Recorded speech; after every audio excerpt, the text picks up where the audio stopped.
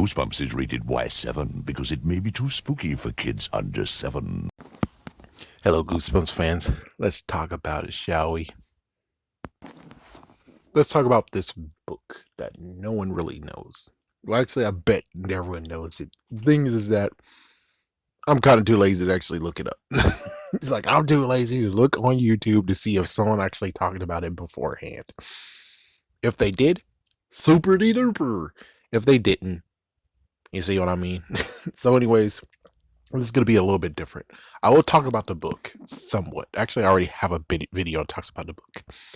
I'm going to talk about what will happen if the book actually turned into an episode. And things that we need to circle in the whole entire book to actually make sense of what we're going to talk about going forward. So here's a few things in the book, if you don't want to watch the other video that most likely is long as hell, what's in there. So number one, it turns out that in the medieval ages of a night in Terror Tower, you have ogres in there, you have dragons, and you might have a somewhat kraken monster thing.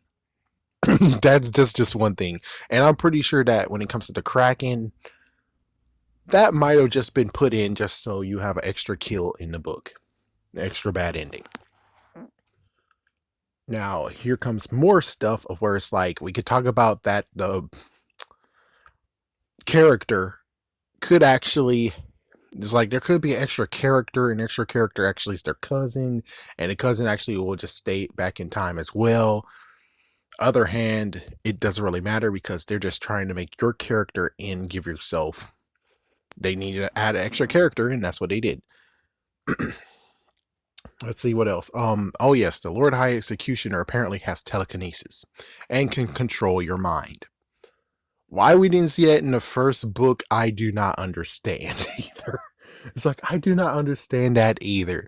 Don't you think that if the Lord High Executioner had the ability to control people's minds and crap, that he would have had like people behind him? It's like, oh, you think you escaped me, huh? Well, I got the cab driver. Dun, dun, dun. I have the waiter over here. Dun, dun, dun. And I have the hotel attendant. Dun, dun, dun. And I have some random stranger. Dun, dun, dun. And I also have the tour guide of the tours. Dun, dun, dun. I have all these people ready to freaking hunt you down.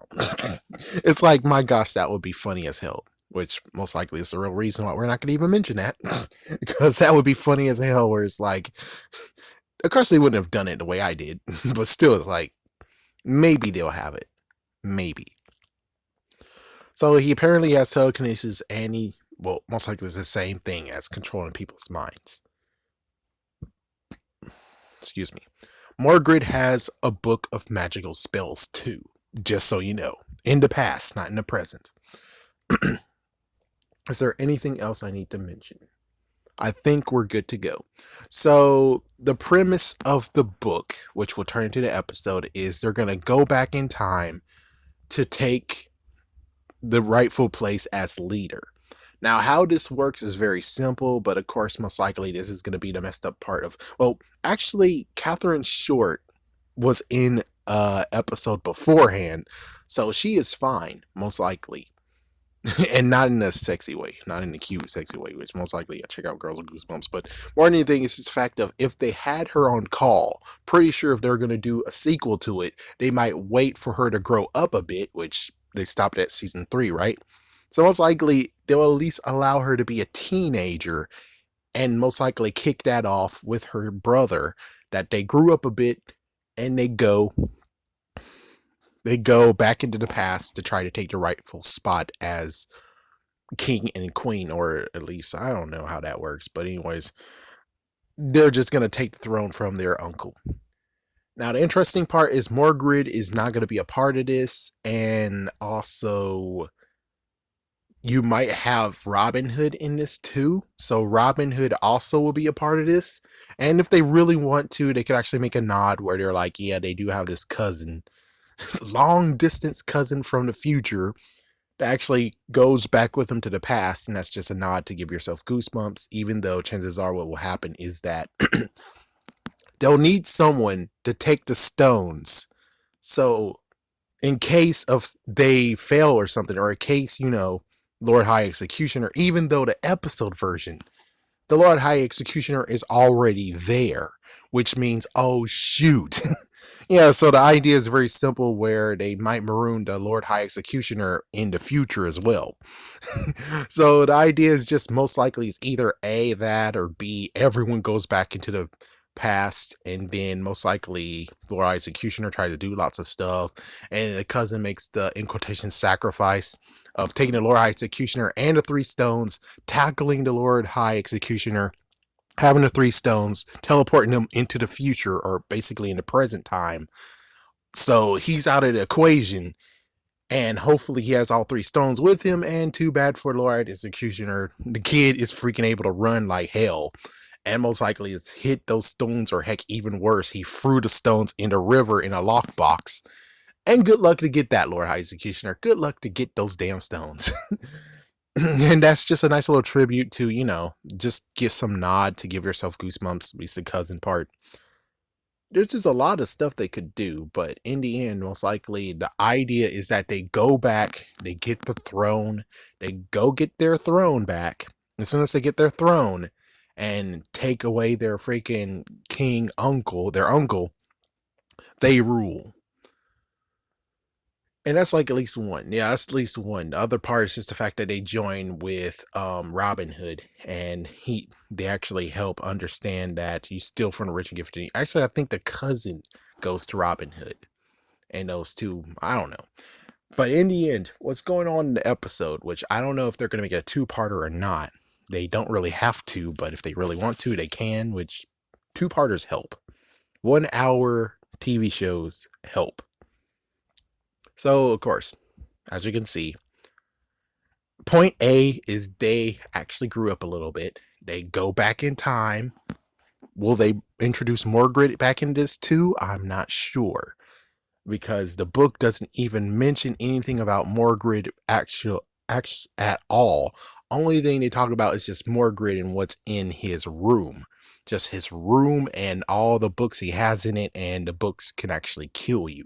Or the spells in there could actually kill you. Which sucks. So Morgrid is out of the equation in this one. And who knows, maybe they'll replace the cousin with Morgrid instead.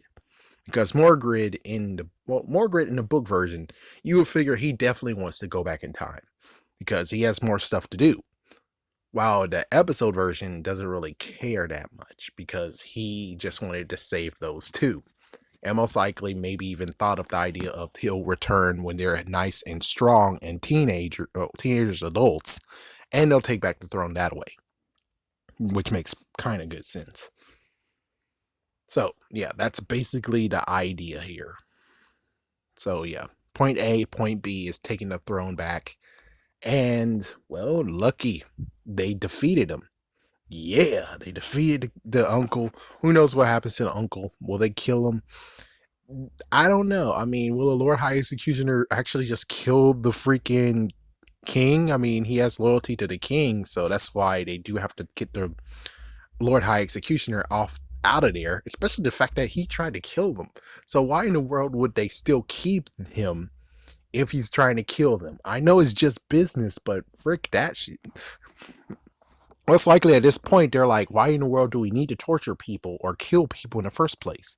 And find out about their imprisonments, and if they really did something bad and they stay in there, if they did something that's kind of like, what the frick, they'll unlock them. And not to mention, just to say, since they spent lots of time in the future, in quotations future, there's things that they most likely would have adopted and put into play, unless they actually realize that they can't bring any of their past knowledge, future knowledge in the past.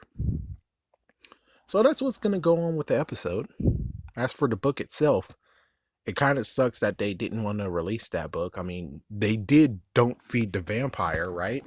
So you would figure, actually it did take a long time to actually bring out the Haunted Mask 2, but even so, it's like that one deserves to be a re-release, because it is technically the sequel to A Night in Terror Tower. But yeah, the episode, I think it would have been interesting and good. We'll just have to see. Actually, no, we can't even see at all because you have to go back in the past and try to stop them and stuff. Yeah, let's talk about that for one split second. If we did have the three stones and we did want it the TV show and Goosebumps to still be popular, what we have to do is go back in the past in 1999, I think, and stop freaking J.K. Rowling. Yeah, you stop J.K. Rowling from releasing her book and just wait maybe 5 seasons. So basically, after 5 seasons, we'll know if Goosebumps is going to go even more seasons.